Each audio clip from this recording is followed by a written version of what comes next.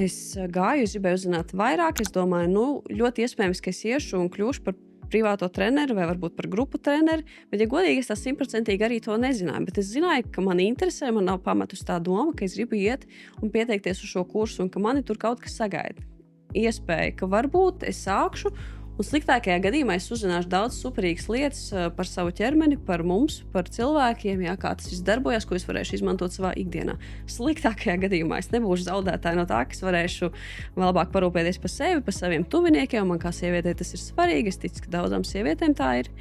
Un es to arī novēroju, ka man bija kursa biedrins, kurš mums procesā teica, es neplānoju iet pa treneri, bet man interesē, kā būs manam dēlam, kā viņam labāk ar šo, vai viņam tagad labāk vajag iet tur šādos treniņos vai tā, kā tur to uzturu par ķermeni. Visi, kas bija šajā kursā, bija ieguvēji. Procesā es sajūtu, ka jā, es joprojām turpināju pati praktizēt, iet uz treniņiem, darboties. Es sapratu, šitas strādā, es sajūtu to misijas sajūtu, ka es zinu tagad lietas, ar kurām man ir jādalās, lai mēs visi esam kustīgāka, foršāka, veselāka sabiedrība.